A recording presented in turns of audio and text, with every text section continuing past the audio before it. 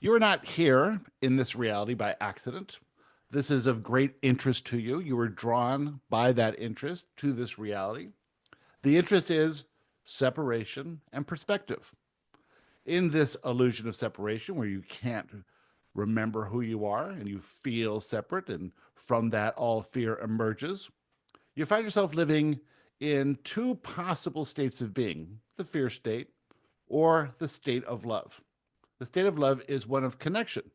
You are one, you are connected. The illusion is separation, and that's where the fear state is. Everything that you do in that fear state is a form of separation. If you get angry, it's a form of separation. You are separating yourself from the person or the situation at hand. And from that comes urges or desires to separate even further. If you take action on those urges, you will have an action in separation, a very powerful one.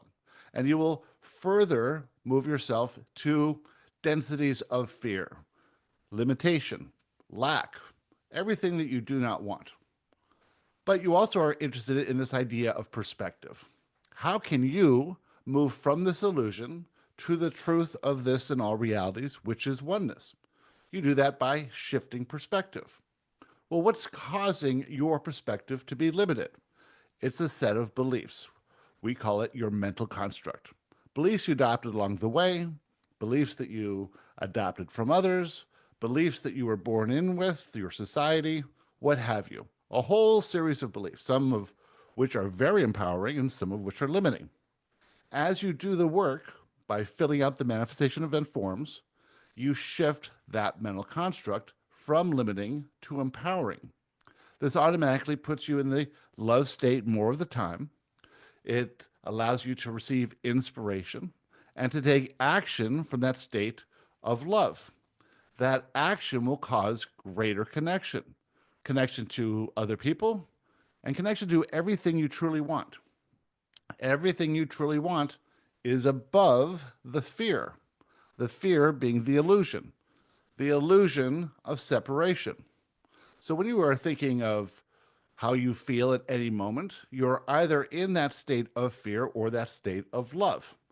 If you are in a state of fear, you know that any action, any words, anything that you're doing from that state, any desires that are emerging from that state will only separate you further, only give in to the illusion a bit more.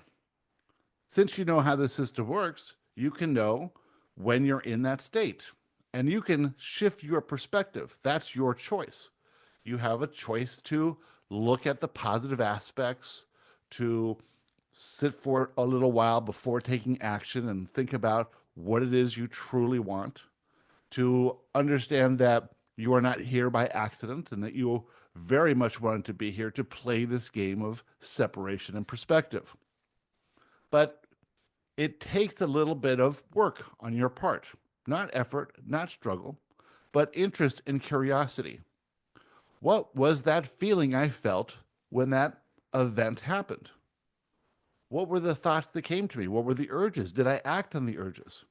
Could I shift my perspective before taking action? Why or why not? What is the desire that I think I want that's really based in lack and limitation?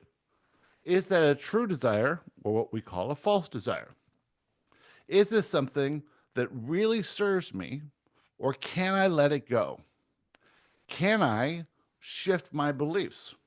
Can I prove my limiting beliefs are false and my empowering beliefs are true? Can I do the work that I know to do to gradually shift that perspective, shift that mental construct? You see, the perspective shifts automatically when you adjust your mental construct. When you do the work to reduce the intensity of limiting beliefs and raise the intensity of empowering beliefs, your perspective automatically expands. With an expanded perspective, you see more, you have clarity, greater awareness, wider focus. Opportunities come. You see the truth of what's really going on. You see, for instance, how someone else could be in a state of fear and acting on their own urges, trying to separate themselves from what whatever the issue is. When you see it in others, it's easier to see it in yourself.